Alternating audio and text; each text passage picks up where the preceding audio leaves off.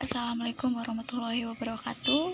Di sini kami dari kelompok 3 akan mempresentasikan hasil diskusi kami dengan yang berjudul evapotranspirasi yang beranggotakan Selsi Prisai Nasution dan saya sendiri Yanda Igustiani.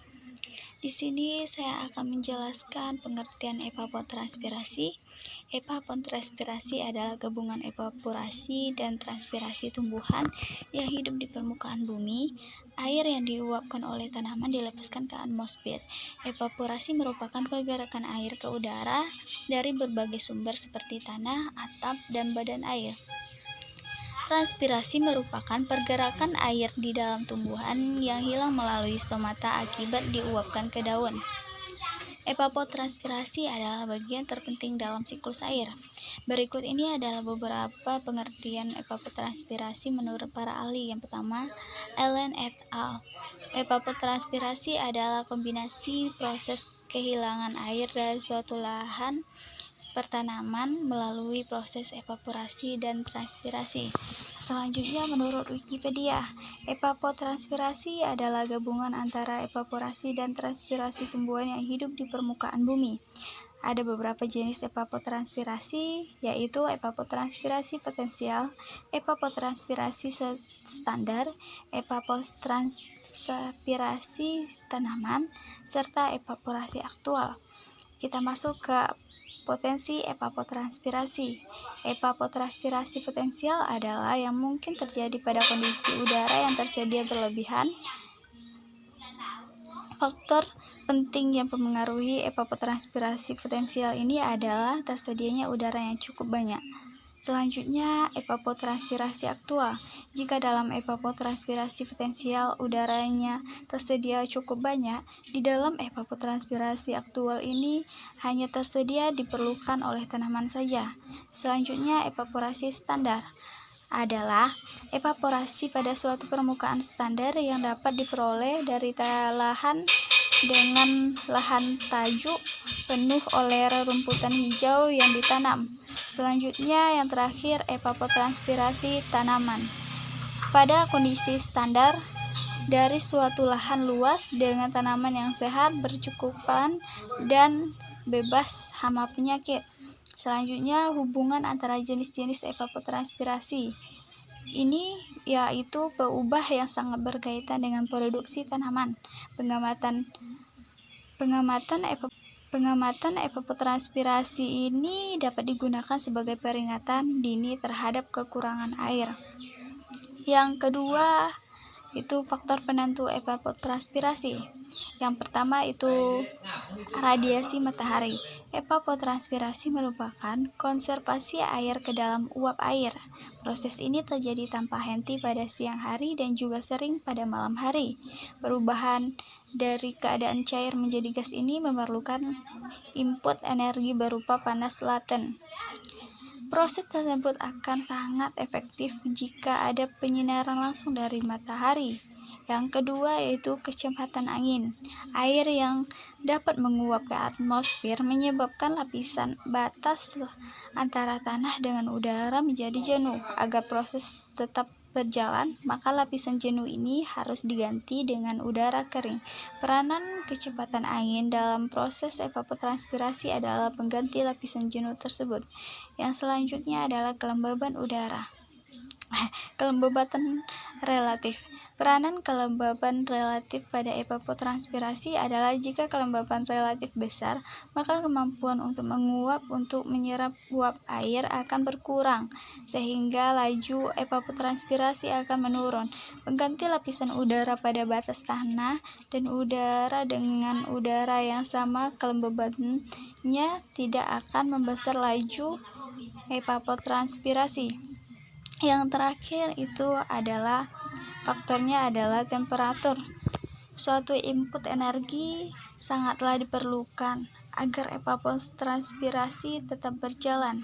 Jika suhu udara dan suhu tanah tinggi, maka proses evapotranspirasi akan berjalan dengan adanya energi panas yang tersedia. Selanjutnya, pengukuran evapotranspirasi akan dilanjutkan oleh Selsi Prisai Nasution.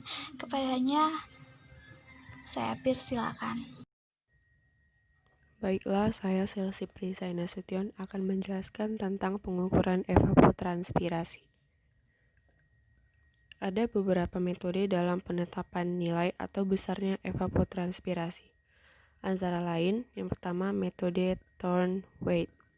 Thorne-Wade telah mengembangkan suatu metode untuk memperkirakan besarnya evapotranspirasi potensial dari data klimatologi.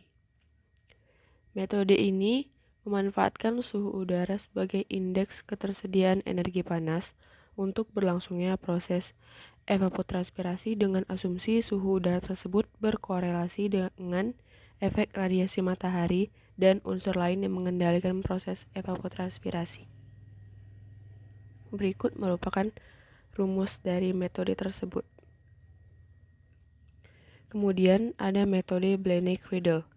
Metode ini digunakan untuk menentukan besarnya evapotranspirasi dari tumbuhan atau consumptive use, yang perkembangannya didasarkan pada kenyataan bahwa evapotranspirasi bervariasi sesuai dengan keadaan temperatur, lamanya penyinaran matahari atau siang hari, kelembaban udara, dan kebutuhan tanaman. Berikut merupakan rumus dari metode Blaney-Criddle. Metode Blaney-Criddle yang dimodifikasi. Berikut merupakan rumusnya. Kemudian, ada metode Church-Longbane. Church telah mengembangkan sebuah metode penentuan evapotranspirasi potensial yang didasarkan pada penggunaan faktor-faktor klimatologi yang paling sering diukur, yaitu kelembaban relatif dan temperatur udara. Berikut rumus dari metode Church-Longbane.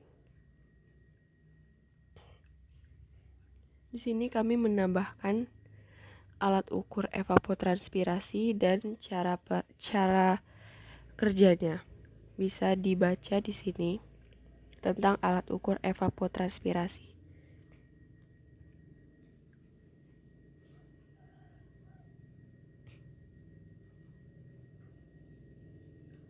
Baik, kita lanjut ke fisika evapotranspirasi.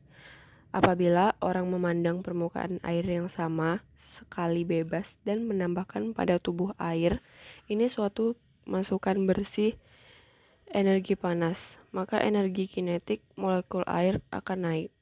Jumlah panas yang diserap oleh suatu satuan massa air ketika berubah dari keadaan cair ke uap pada suatu suhu konstan air disebut panas penguapan laten. Jika molekul-molekul keluar, energi kinetik menurun dan karenanya tidak dapat masuk kembali ke dalam cairan dan mulai mengakumulasi di udara di atas antar muka cairan gas. Tekanan parsial yang diberikan oleh uap air tersebut tekanan uap aktual. Dengan demikian, penguapan yang terus-menerus akan menyebabkan peningkatan tekanan uap yang terus-menerus pula di udara tepat di atas permukaan air, hingga akhirnya kondensasi dimulai. Bila laju penguapan adalah sama dengan laju kondensasi, udara ada saat itu adalah jenuh. Kini molekul air melewati antar muka pada kedua arah pada laju yang sama. Berikut cara mencari kelembaban nisbi. Dalton yang mengemukakan bahwa evaporasi air permukaan bebas sebanding dengan defisit kejenuhan dan kecepatan angin. Berikut rumusnya. Di sini juga terdapat rumus.